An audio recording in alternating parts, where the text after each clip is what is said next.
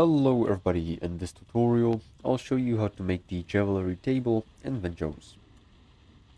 So first of all, you'll need to unlock the foothills biome, in which you'll want to find the silver ingot. The silver ingot can be gathered from looting shipwrecks, which is the best farm, or by purchasing it in the Tortuga goods seller for 20 piastres, or completing a Blackbeard treasure maps, which is often rewarding a bulk pack of 10 silver ingots. And the last option to get silver ingots is using a naval combat, which is sinking high-level pirate ships, which then occasionally drops silver in the floating ship salvage.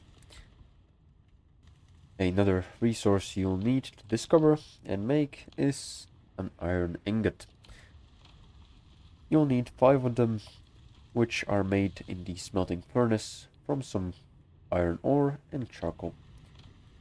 Then, once you've gathered all the resources, you can go ahead and place the jewelry table inside a shelter or under a roof, let's say like this. And here you can see all of the jewelry that you've obtained and you can craft. So this is pretty much all how to get the jewelry table in Windrose. Thank you for watching. Make sure to like and subscribe if you found this helpful, and see you in the next one.